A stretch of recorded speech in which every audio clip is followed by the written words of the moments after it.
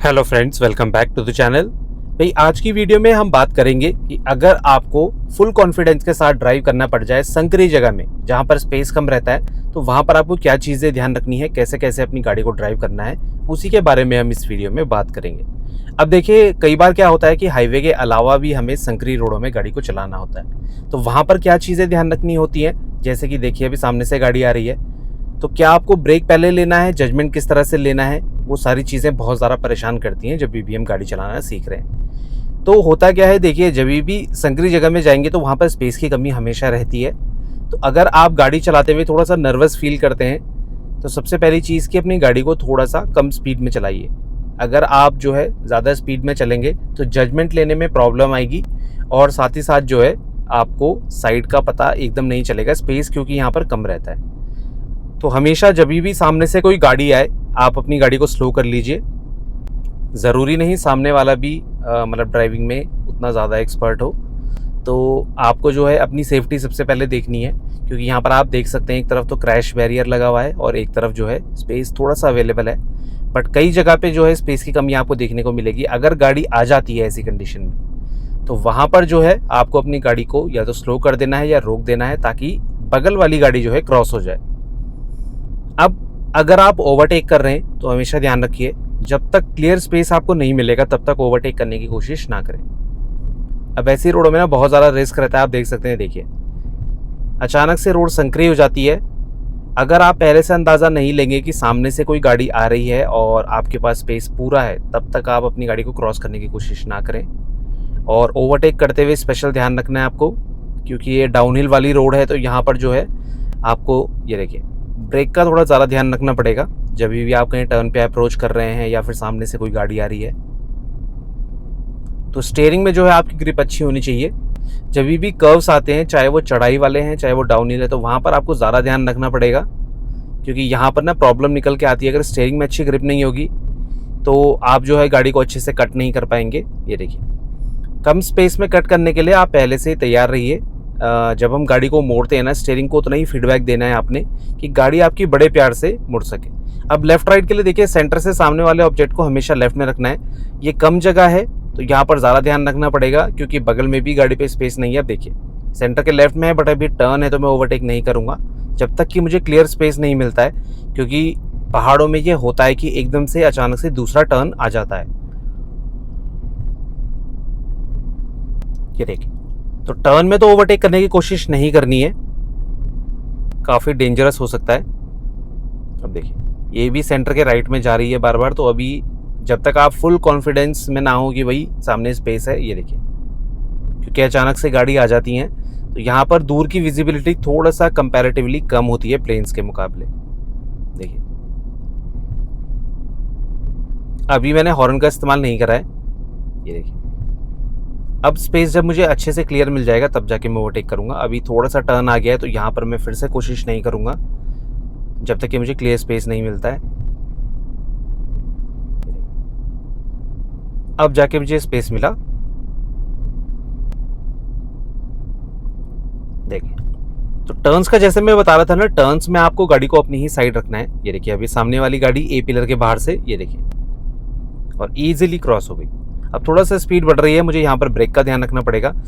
थोड़ा कैमरे में ज़्यादा दिख रही होगी, पर स्पीड आप ओडोमीटर में देख सकते हैं कि 40 से ऊपर जैसे ही जा रही है तो मैं ब्रेक ले रहा हूँ। तो डाउनहिल में ना ये स्पीड भी काफ़ी ज़्यादा लगती है, क्योंकि यहाँ पर एक्सेलरेशन की इतनी ज़रूरत नहीं होती है। बट हाँ, ये है कि ये देखिए, ख़राब रोड आई अचानक से और आपको ब्रेक लेना पड़ेगा। तो आपको फुल्ली प्रिपेयर्ड रहना है। ऐसा नहीं है कि प्लेन रोड है तो आप भी कॉन्फिडेंस में चल रहे हैं कि हाँ एक ही स्पीड में मैं कंटिन्यू कर सकता हूँ। अचानक से रोड में ख़राब पैच आ सकता है, या फिर हो सकता है कि अचानक से सामने कोई गाड़ी रुकी है और बगल से भी कोई गाड़ी क्रॉस हो रही है, तो उसके लिए भी आपको प्रिपेयर रहना पड़ेगा। ये देखिए, तो इसी तरह धीरे धीरे जब आप गाड़ी चलाएंगे ना तो आपको अच्छा एक्सपीरियंस मिलेगा। अभी लोकेशन आप देख सकते हैं काफ़ी ज़्यादा अच्छी है, तो ऐसी जगह में ना ध्यान थोड़ा सा भटक भी सकता है। तो अगर आपको थोड़ा सा नेचर के मज़े लेने हैं या फिर आपको व्यू एंजॉय करना है तो आप गाड़ी साइड में लगा लीजिए।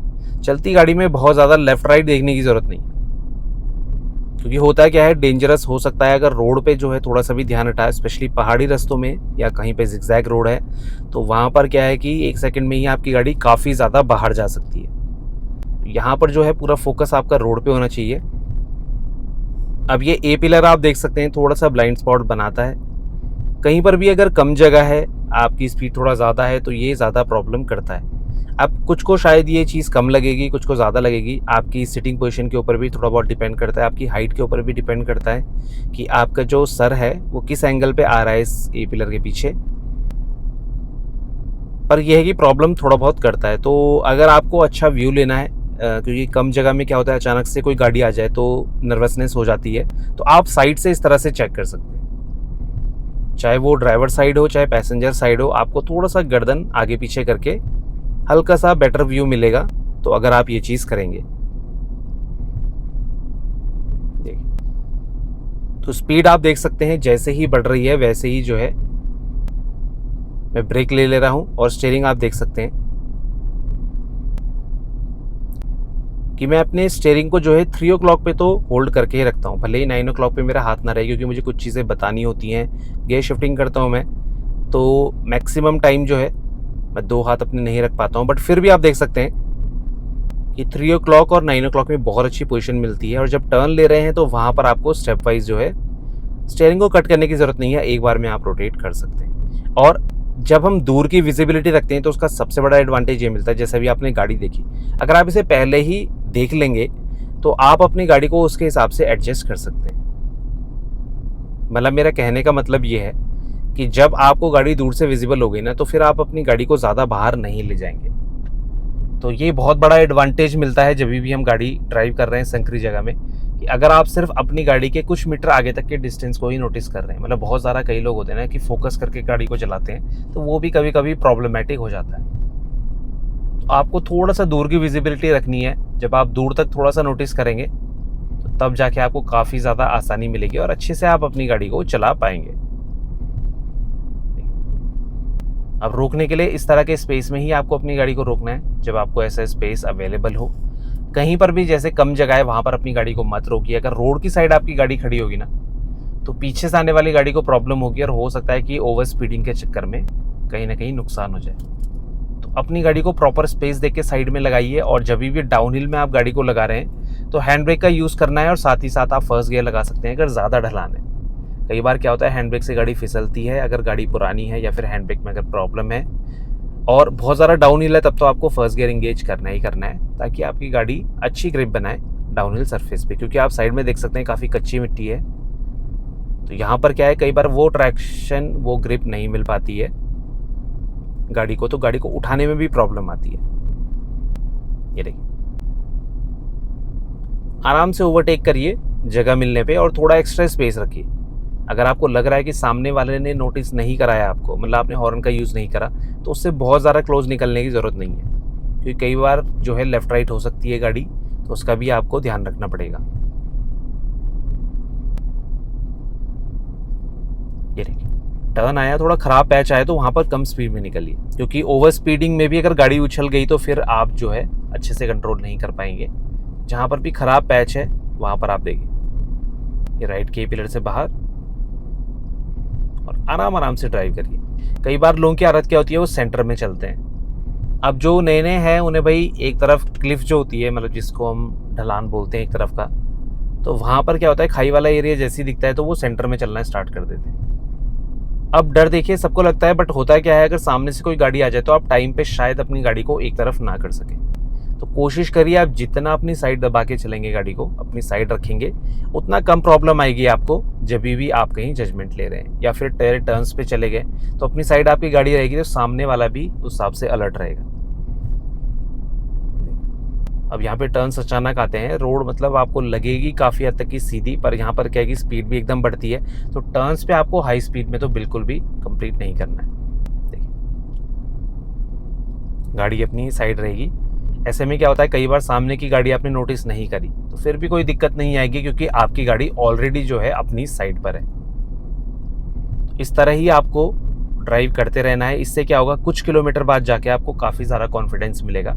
और फिर डाउन हिल में क्या होता है, अच्छी प्रैक्टिस हो जाती है ब्रेक और क्लच ही इस्तेमाल की, क्योंकि आपको क्या होता है डाउन शिफ्ट तो उतना नहीं करना होता है, पर कई बार अचानक से स्पीड को बहुत कम करना पड़ जाता है, क्योंकि गड्ढा आ गया, कोई गाड़ी आ गई, तो वहाँ पर आपको क्लच और ब्रेक का कॉम्बिनेशन का अच्छे से इस्तेमाल हो जाता है।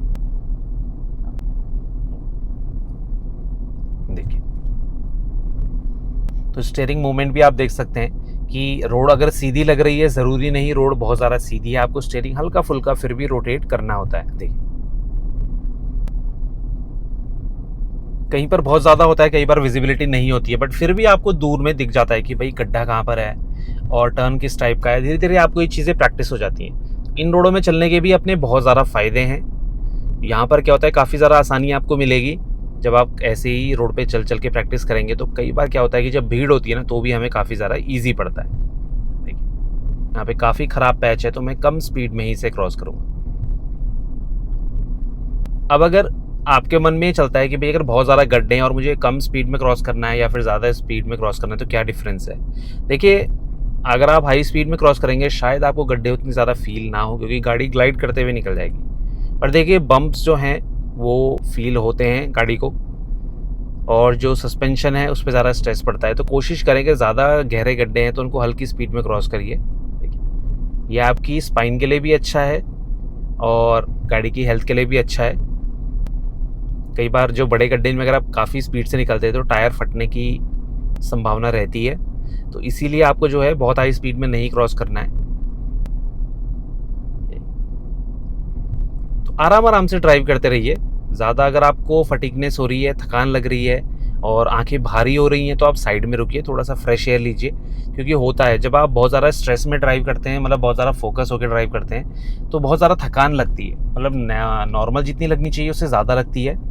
उस केस में आपको बस करना ये है कि आप थोड़ी देर गाड़ी को रोक लीजिए साइड में, थोड़ा सा फ्रेश एयर लीजिए, बाहर पे निकलिए और फिर उसके बाद 5 या 10 मिनट बाद ड्राइव करना स्टार्ट करिए, जिससे आपको दोबारा से मतलब फोकस करने में हेल्प मिलेगी। तो कंटिन्यू ड्राइव नहीं करनी है, थकान लगती है चाहे कितनी कंफर्टेबल गाड़ी हो, तो बॉडी जो है थोड़ा स्टिफ हो जाती है ना कई बार। तो उस केस में क्या होता है कि आपको थोड़ा सा डिफ़िकल्टी आती है, तो वो चीज़ भी आपको ध्यान रखनी है। और देख सकते हैं आप टर्न्स बहुत जल्दी जल्दी आ रहे हैं। तो देखिए हल्का सा ब्लाइंड स्पॉट बन रहा है, तो मैं थोड़ा सा गर्दन को शिफ्ट करके चेक कर ले रहा हूँ। और ये स्पीड भी देखिए आप 40 से ऊपर नहीं है, बट फिर भी ज़्यादा लग रही है, क्योंकि रोड में टर्न्स ज़्यादा है ना, तो उस हिसाब से जो व्यू है वो ऐसा आ रहा है कि भाई बहुत ज़्यादा स्पीड है गाड़ी की। अब यही स्पीड अगर प्लेन्स में होती है तो 30-40 कोई स्पीड मतलब ज़्यादा नहीं होती है, बट पहाड़ी रास्तों में 40 भी बहुत ज़्यादा फील होती है। तो आपको ब्रेक के साथ हमेशा रेडी रहना है। अचानक कोई गाड़ी आ जाए, वो अपनी साइड पे नहीं है, तो आप एटलीस्ट टाइम पे ब्रेक ले सकते हैं।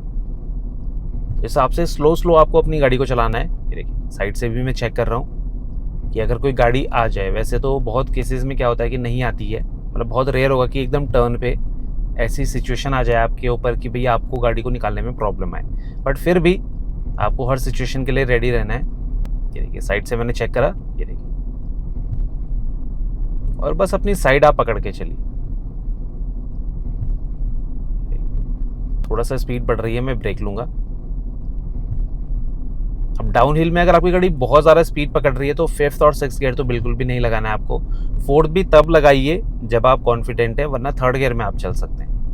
उसमें क्या है, आपको ब्रेक कम लेने पड़ेंगे और आप गाड़ी को अच्छे से कंट्रोल कर पाएंगे, दिक्कत निकल के नहीं आएगी। तो बस यही चीज़ आपको ध्यान रखनी है ड्राइव करते हुए। ये डाउन हिल और अप हिल ना जो बहुत ज़्यादा परेशान करते हैं नए नए ड्राइवर्स को, क्योंकि यहाँ पर जो है एक्सीलरेटर, क्लच और ब्रेक का ज़्यादा कॉम्बिनेशन में इस्तेमाल होता है। जैसे चढ़ाई में हम एक्सीलरेटर का इस्तेमाल करते हैं ना ज़्यादा, और वहाँ पर क्या है कि अगर गाड़ी रुक जाए तो फिर हमें हिल होल्ड या फिर हैंड ब्रेक का मेथड इस्तेमाल करना होता है। तो वही चीज़ आपको जो है अपने डाउन हिल में भी करनी पड़ती है ब्रेक के साथ, क्योंकि ब्रेक को भी हमें कॉम्बिनेशन में इस्तेमाल करना पड़ता है क्लच के साथ में। और एक्सीलरेटर का बहुत ज़्यादा ऐसा यूज़ नहीं है, बट फिर भी आपको जो है गाड़ी को अपनी अच्छे से गाइड करना है जब भी आप ऐसे रोडों पे चल रहे हैं। तो आई होप आपको ये वीडियो अच्छा लगा होगा, इन्फॉर्मेटिव लगा होगा। फिर भी कोई डाउट रहता है आपके मन में इस वीडियो से रिलेटेड या कोई और भी डाउट है, फिर तो आप कमेंट सेक्शन में हमसे पूछ सकते हैं। तो मिलते हैं इसी नेक्स्ट इन्फॉर्मेटिव वीडियो के साथ, तब तक बने रहें चैनल के साथ, Shridesh vlogs. Thank you so much for watching.